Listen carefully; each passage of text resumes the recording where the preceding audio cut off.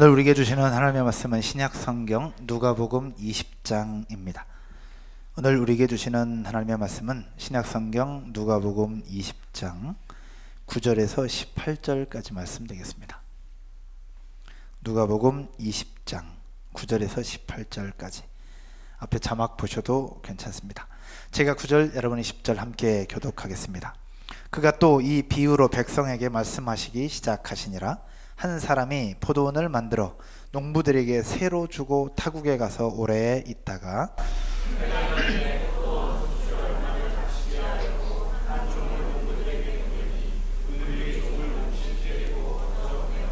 다시 다른 종을 보내니 그도 몹시 때리고 능욕하고 거저 보내었거늘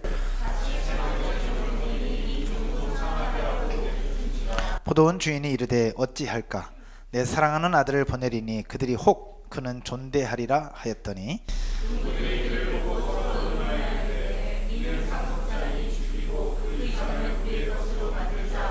포도원 밖에 내쫓아 죽였느니라.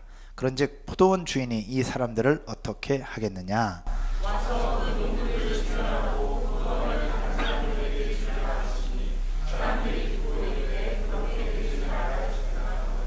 그들을 보시며 이르시되 그러면 기록된 바 건축자들의 버린 돌이 모퉁이의 머릿돌이 되었느니라 함이 어찌미냐?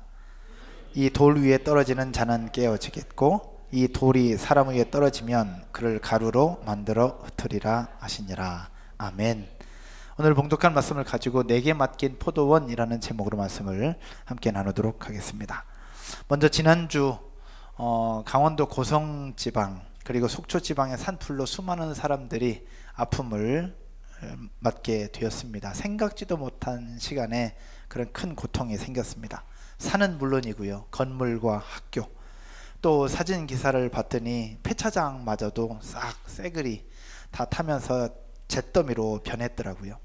그동안 뿌리고 가꾸며 일궈놓은 모든 것들이 한순간에 사라져버리고 잃어버린 피해자들에게 하나님의 위로가 있기를 간절히 소원합니다.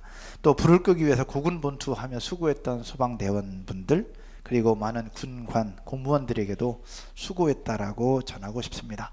이 안산지방에서 이 작은 교회에서 하는 이야기가 그들에게 들리겠냐마는 우리들의 마음을 하나님께서 아실 것이고 하나님께서 성령으로 그들 가운데 찾아가셔서 위로가 필요한데 위로를 주시고 또 빠른 회복이 있게 하실 줄로 믿습니다.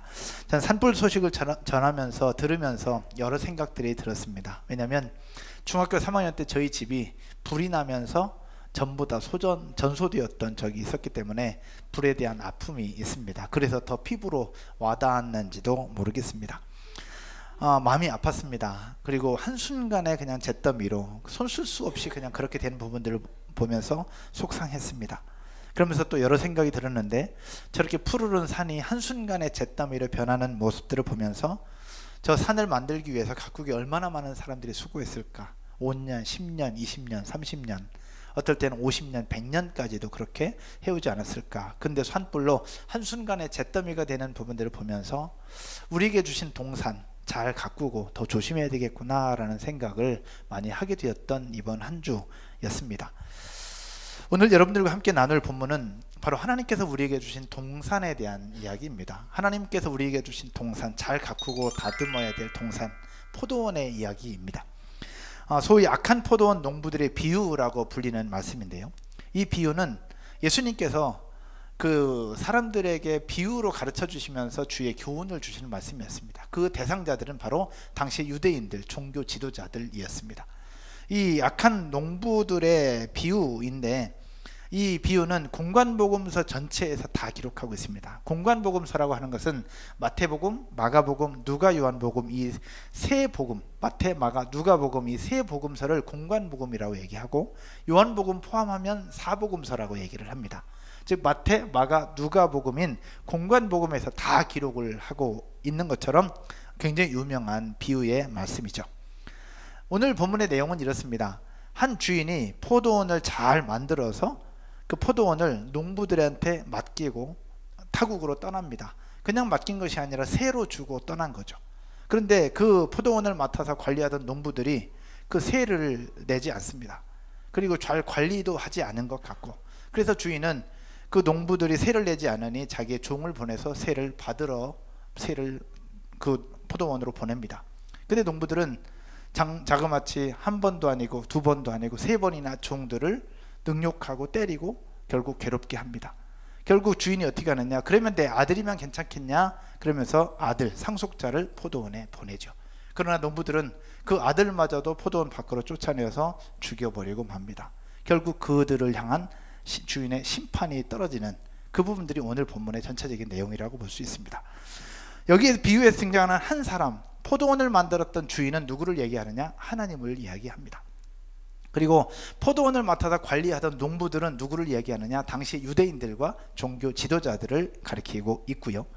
마지막에 종들 다음에 왔던 상속자, 주인의 아들은 누구를 얘기하느냐? 곧 예수 그리스도, 하나님의 아들, 우리의 구원자를 이야기를 하고 있는 겁니다. 예수님께서 이스라엘 땅에 구원자로 오셨지만 유대인들은 그 예수님을 매로 치고 결국 십자가에 못 박아 죽게 하면서 결국 힘들고 고통스럽게 만들었죠. 그 부분들을 전부 다 담고 있는 내용이라고 볼 수 있습니다. 그리고 본문 속에서 새로 주고 떠났다는 표현 속에 새로 주었다는 얘기는 뭐냐? 당시에 주인과 소작인 사이에 소출 계약을 맺는 것처럼 하나님께서 이스라엘 백성과 언약을 맺으시고 공의와 진리의 열매 맺기를 기대하시면서 그들에게 맡기고 떠난 거예요. 그러면서 잘 관리하라, 그리고 잘 관리하고 그 속에서 나의 통치를 인정하라는 그 뜻이 바로 새로 주었다라는 표현입니다. 이런 내용들을 가지고 오늘 우리에게 주시는 분명한 교훈이 있을 것입니다. 예수님께서 비유로 말씀하신 데는 분명한 교훈이 있을 때 비유로 말씀하셨는데, 이 비유를 통해서 우리에게 무엇을 주시는 것일까? 몇 가지만 나눌 것인데요. 첫 번째, 따라서 한번 해보겠습니다. 최고의 것으로 주시는 하나님. 최고의 곳으로 주시는 하나님이 첫 번째 보아야 될 교훈입니다. 오늘 말씀의 첫 번째 부분에서 주목할 것이 있는데, 오늘 본문에서는 그냥 간단하게 한 사람이 포도원을 만들었다라고만 되어 있습니다. 근데 이 비유가 공관복음에 다 있었다고 말씀드렸죠. 마태복음, 마가복음에도 똑같이 기록되어 있습니다. 그래서 병행되는 구절, 다른 구절을 살펴보면 그냥 한 사람이 포도원을 그냥 만들었다고 얘기하고 있는데 어떻게 만들었느냐? 최고의 포도원으로 만들었음을 다른 성경에서는 이야기를 하고 있습니다. 마태복음 21장 말씀인데 같이 한번 볼까요? 마태복음 21장 33절입니다. 같이 읽겠습니다. 다른 한 비유를 들으라. 한 집 주인이 포도원을 만들어 산 울타리로 두르고 거기에 집자는 틀을 만들고 망대를 짓고 농부들에게 새로 주고 타국에 갔더니 라고요. 그냥 포도원을 만들었는데 그냥 포도원만 만든 게 아니라 거기에 뭘 했다고요? 산 울타리를 두릅니다. 그리고 포도즙을 짜는 틀을 만들고 망대를 세웁니다. 그러니까 최고의 포도원을 만들어 놓고 농부들한테 맡기고 떠나신 거예요. 그냥 포도나무 한두 그루 대충 심어 놓고 계약을 맺은 것이 아니라 최고의 것, 옵션 중에서도 풀옵션으로 만들어 놓고 맡겨 놓고 떠나신 겁니다.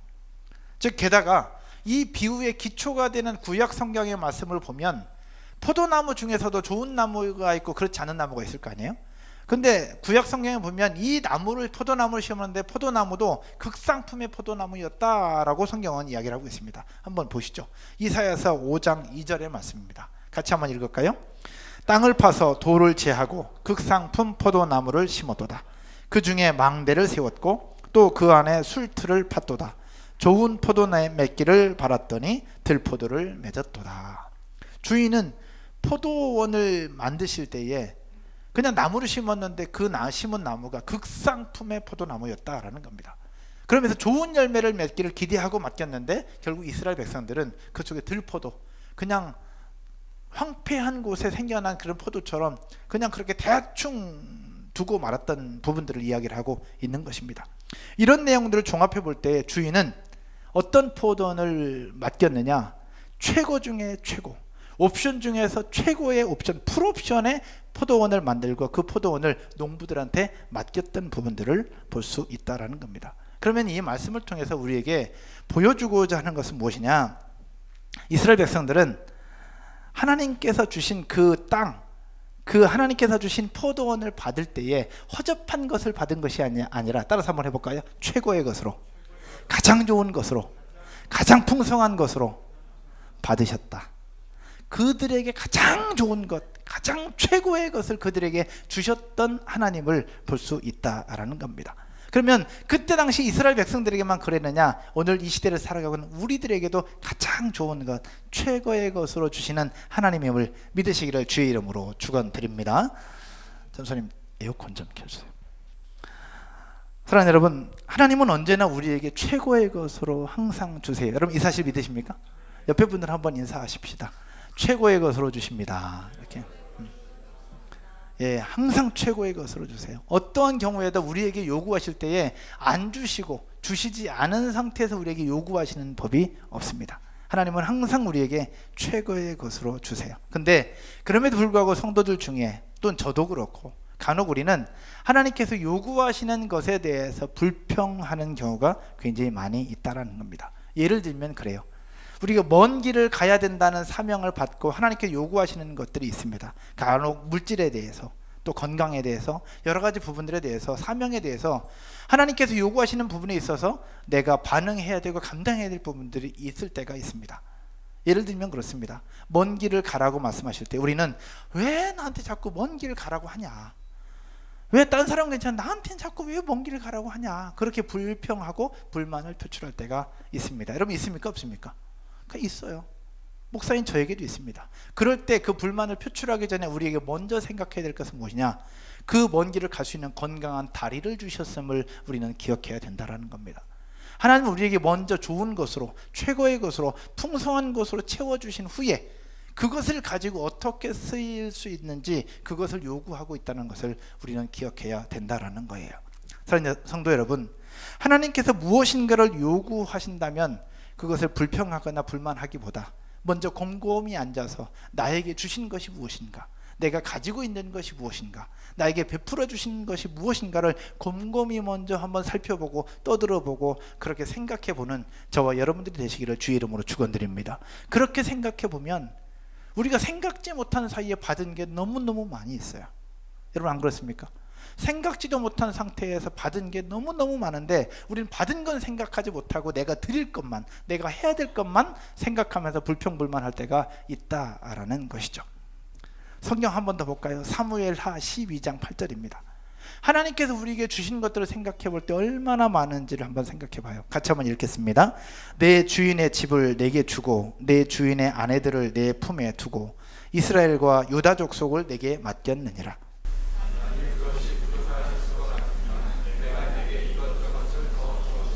아멘. 우리 한 번 더 읽을까요? 이왕 읽을 거 큰 소리로 한번 읽어봅시다. 같이요. 시작. 내 주인의 집을 내게 주고 내 주인의 아내를 내 품에 두고 이스라엘과 유다 족속을 내게 맡겼느니라.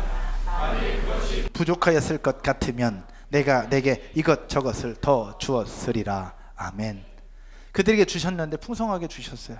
그런데 잘 관리하지 못한 겁니다. 네가 만약에 그렇게 해놓고 부족했다고 한다면 내가 이것저것 더 했을 건데, 너한테 더 줬을 건데, 무엇을 얘기하느냐? 우리의 하나님은 우리에게 가장 좋은 것, 최고의 것, 풍성한 것으로 주시는 하나님임을 우리에게 보여주고 있는 것입니다. 사랑하는 여러분, 여러분이 가지고 있는 것, 이미 최고의 것, 이미 좋은 것, 이미 풍성케 채워주셨다는 사실 믿으시기를 주의 이름으로 축원드립니다. 이것이 바로 포도원을 통해서 우리에게 주신 또 하나의 메시지입니다. 그럼 두 번째, 이 말씀을 통해서 우리에게 주시는 메시지는 뭘까? 따라서 한번 해볼까요? 끝없는 자비를 베푸시는 하나님, 끝없는 자비를 베풀어 주시는 하나님에 대한 부분을 보여주고 있습니다. 포도원 주인은 농부들의 완악함에도 불구하고 어떻게 해요? 종들을 계속 보내죠. 종을 몇 명 보내요? 3명을 보냅니다. 한 번 보내고 능욕당하고, 또 보내고 능욕당하고, 또 보내고, 그래도 능욕당합니다. 그래서 마지막 4번째는 누구를 보내느냐? 상속자인 아들을 보냅니다. 여러분, 포도원 농부들에 대한 주인의 이 자비, 이거는 우리의 생각을 뛰어넘습니다. 어떻게 이렇게 할 수 있었을까라고 생각을 해볼 수 있습니다. 우리 같으면 세를 받기 위해서 보낸 종이 능욕당하고 그렇게 괴롭힘 당했어요. 여러분이 주인이라면 여러분 어떻게 하시겠습니까? 여러분이 주인이라면, 만약에 제가 그 주인이라면 저는 한 방에 빡, 한 번쯤은 용서할지 모르겠어요. 근데 지금 장장 3번을 그렇게 하고 4번째도 그렇게 했어요. 근데 그럼에도 불구하고 하나님은, 주인 되신 하나님은 또 보내고 또 보내고 또 보내고 또 보내고 그러고 있습니다. 그 속에서 우리에게 보여주시는 하나님의 메시지는 무엇이냐? 끝없이 자비를 베푸시고 끝없이 은혜를 베풀어 주시는 사랑의 하나님을 우리에게 보여주고 있음을 기억하시기를 주의 이름으로 축원드립니다. 그 하나님의 사랑은 그때뿐만 아니라 지금도 우리 모두에게도 지금도 흘러가고 있고 지금도 진행되고 있다는 사실 믿으십니까? 믿으세요? 정말 믿으십니까? 그러면 옆에 분들은 한번 고백할까요? 하나님이 지금도 더 사랑한대 라고 한번 인사하십시다. 한번 하십시다. 여러분, 하나님이 지금도 우리를 사랑하고 있습니다. 여러분 아멘이시죠? 그런데 만약 인간이 멸망을 하게 된다면 하나님의 자비 없음 때문에 멸망하는 걸까? 만약에 우리가 괴롭힘을 당하고 뭔가 고통이 생긴다면 하나님의 자비 없음이나 하나님의 은혜 없음 때문에 생기는 걸까? 그렇지 않다라는 겁니다. 하나님은 항상 우리에게 좋은 것으로 풍성한 것으로 채워주세요. 만약에 문제가 생긴다면 우리들 속에 있는 연약함 때문에 생기는 것임을 우리는 기억해야 됩니다. 성경을 한번 보죠. 출애굽할 때에 애굽에서 있었던 이스라엘 백성들이 애굽 땅에서 나올 때 마지막 재앙이 뭐였어요? 마지막 재앙이 장자가 죽는 재앙이었습니다. 피게이파 악도금의 흑장, 이게 애우는 10가지 재앙입니다. 한번 해볼까요? 피게이파 악도금의 흑장, 물이 피가 되는 거였어요. 그 다음 개구리, 이는 피게이파, 뭘까요? 파리. 그 다음에 악질. 그 다음에 독종, 우박, 메뚜기. 그 다음에 흑암으로 변하는 것. 마지막 장자가 죽는 피게이파 악도금의 흑장. 근데 여러분, 우리는 그렇게 애워요. 신학대학원 시험 볼 때 그렇게 애워요. 성경 퀴즈 할 때. 근데 10번째 재앙이 장자가 죽는 재앙인데 어쩌면 이렇게 생각할 수 있습니다. 하나님은 사랑의 하나님이라고 하는데 어떻게 장자들을 다 죽게 만들 수 있냐? 하나님이 자비 없는 것 아니냐? 하나님의 사랑이 없는 것 아니냐라고 볼 수 있다라는 거죠. 그러나 그것을 가리켜서 하나님이 자비 없다고 어떻게 얘기할 수 있어요? 하나님은 장자가 죽는 재앙이 있기 전 몇 번의 기회를 주세요? 9번의 기회를 주십니다. 9번의 기회를 계속해서 주시고 또 주셨는데 결국 바로의 마음이 강팍해지면서 그것을 거역하고 또 거역합니다. 그러다가 마지막에 안 되니까 장자가 주는 재앙을 딱 주시면서 결국 이스라엘 백성들이 애굽에서 탈출하고 가나안 땅으로 출발하게 되는 그런 계기가 됩니다. 그 속에서도 하나님은 우리에게 무엇을 얘기하고 계시느냐? 끝없이 자비를 베풀어 주시고 끝없이 기회를 주시는 하나님임을 우리에게 말씀하고 있는 겁니다. 또 하나의 사건 볼까요? 여러분, 이스라엘 백성들에게 하나님은 사울 왕을 기초로 해서 사울 왕, 다윗 왕, 그다음 솔로몬 왕을 보내주십니다. 그러나 솔로몬을 통해서 어떻게 돼요? 나라가 분열되죠. 사진 하나 준비했는데 한번 보실까요? 한번 보십시다. 우리 하나님 나라 성경 관통하면서 보는 그런 내용인데요.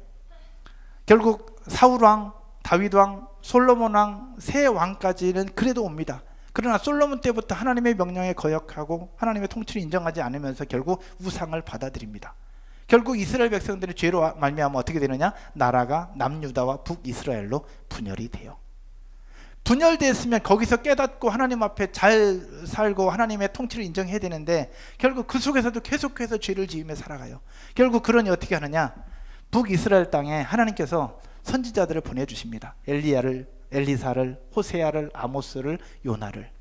이렇게 선지자들을 보내주세요. 그러면서 이스라엘 백성들에게 뭘 얘기하느냐? 제발 그러지 마라. 제발 그러지 마라. 오늘 나타나는 포도원 농부들의 모습이 이스라엘 백성들 가운데 있었던 거예요. 그래서 하나님이 주인이 종을 보냈던 것처럼 하나님이 선지자를 계속해서 보내서 제발 그러지 마라. 그러지 마라. 좀 돌아와라. 계속 얘기하고 있는 거예요. 그러나 돌아오지 않습니다. 결국 어떻게 돼요? 북이스라엘이 멸망합니다. 우리 성경 관통 하시는 분들, 북이스라엘이 멸망한 연도 700 이게 알만한 분이 누가 있을까? 722년도입니다. 722년도에 결국 북이스라엘이 멸망하죠. 그러면 남유다는 어떻게 되느냐? 남유다도 똑같아요. 그래도 북쪽보다는 좀 나아요. 그러나 쭉 가면서 결국 여기에 요엘, 오바댜라는 선지자를 보내세요. 그 쭉 가다가 이사야, 미가, 나훔, 스바냐, 에레미야, 하박국, 이때 선지자들이 몰려있죠. 왜 몰려있느냐? 이스라엘 백성들에게 이때 또 말씀하십니다. 제발 부탁이니 그러지 마라. 하나님의 통치를 인정하고 하나님 앞에 돌아오라. 너희 죄를 회개하라. 하나님의 통치 앞으로 돌아와라. 계속해서 얘기하나 결국 이스라엘 백성들은 듣지 않습니다. 결국 어떻게 돼요? 남유다가 바벨론에게 멸망합니다. 몇 년도? 빙고 586년에 멸망합니다. 결국 멸망하기 직전 선지자들이 계속해서 활동합니다. 여기도 마찬가지 멸망하기 직전 계속해서 활동합니다. 이것은 무엇을 얘기하고 있느냐? 이스라엘 백성들에게 하나님께서 그들에게 맡겨주신 포도원을 정말 잘 관리하고 그 관리하는 것을 넘어서 새로 주고 그 부분 속에서 감당해야 될 부분들이 분명히 있었는데 이스라엘 백성들은 그렇게 하지 않았던 거예요. 결국 그 부분들을 하나님은 예수 그리스도께서 그 종교 지도자들 당시 유대인들에게 그렇게 말씀하고 있는 겁니다. 이 부분 통해서 우리에게 보여주고자 하는 것이 무엇이냐? 하나님의 무한한 자비하심, 한 번에 멸망시킨 것이 아니라 하나님은 계속해서 기회를 주셨다는 거예요.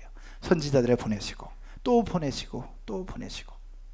그러나 그것을 깨닫지 못하고 결국 돌아오지 않자 이스라엘은 분열되고 멸망하고 포로로 잡혀갑니다.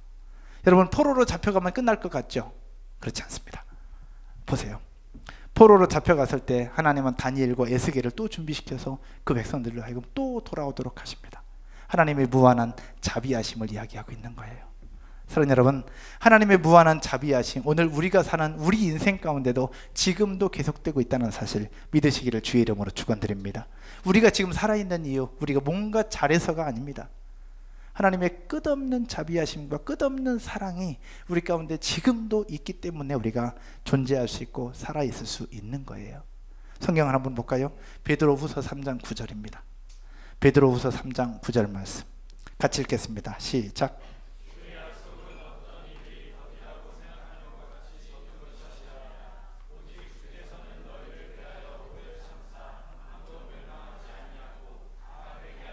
이러기를 원하시느니라. 아멘.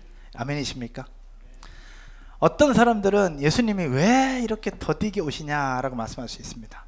그리고 이 사회에 일어난 여러 가지 부정적인 것들, 여러 가지 죄악된 부분들 보면서 도대체 하나님은 뭐 하시지? 좀 벼락이라도 좀 쳐서 뭐 좀 했으면 좋겠는데 왜 하나님 가만히 계시지? 라고 생각할 수 있지만 그렇게 기다리시고 또 기다리신 이유는 하나님의 자비하심 때문에 그래요. 여기 있는 것처럼 너희를 대하여 오래 참으사 아무도 멸망하지 아니하고 다 회개하기에 이르기를 원하시느니라. 이 자리는 저희 모두를 우리가 하는 행동대로 하나님이 딱 그때그때마다 끝냈다고 한다면 여기에 살아있을 수 있는 사람은 누가 있을까요? 이 중에서 누가 제일 오래 살아있을 수 있을까? 목사인 저도 자신할 수 없습니다. 하나님이 오래 참아주시고 그 끝없는 자비와 사랑이 우리 가운데 있기에 우리가 이렇게 예배할 수 있고 존재할 수 있다는 사실 우리 믿으시기를 주님의 이름으로 축복합니다. 말씀의 결론을 맺으면서요, 오늘 본문의 전체적인 내용 여러분 아시겠죠? 주인은 농부들에게 잘 지어놓은 포도원을 맡기십니다. 그리고 포도원 소출 중에서 얼마를 세금으로 내게 하셨습니다. 하지만 농부들은 주인과 약속을 지키지 않습니다. 포도원을 잘 관리하지도 않았을 뿐더러 세금도 내지 않습니다.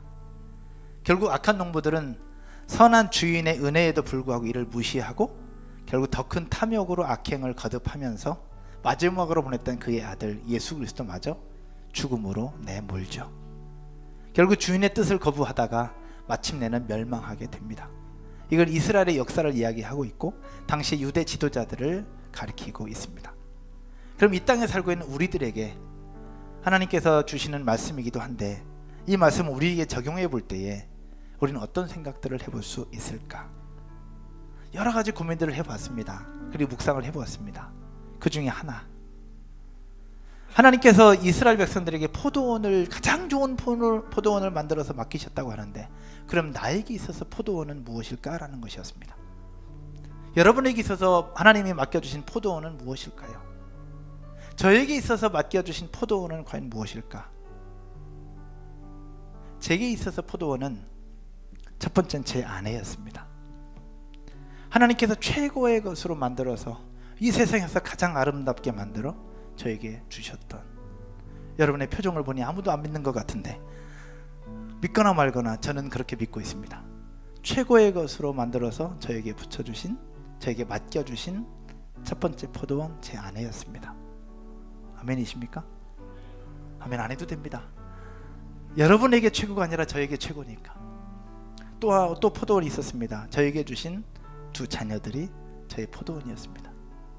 그리고 또 하나, 저에게 맡겨주신 더 행복한 교회, 제 교회가 아니라 하나님께서 세우신 하나님의 교회를 저한테 맡겨주신 거거든요. 잘 관리하라고. 또 저에게 주신 또 포도원은 제가 감당해야 될 여러 사역들이 저에게 맡겨주신 포도원이었습니다. 저에게 맡겨주신 포도원을 잘 관리하고, 그 관리하면서 그 속에서 하나님 앞에 감사를 고백하는 것, 하나님 앞에 세금을 드리듯이 관리하고 그것을 통해서 열매를 내는 것, 그게 제가 해야 될 모습이었습니다. 그러나 하나님께서 저에게 주신 포도원을 잘 관리하지 않는다면 오늘 성경에 나타난 악한 농부들의 모습과 제가 다를 바가 뭐가 있겠습니까? 저도 똑같죠. 예전에 한 집사님의 고백이 생각이 났습니다. 우리 교인이 아니니까 누굴까라고 생각하지 마십시오.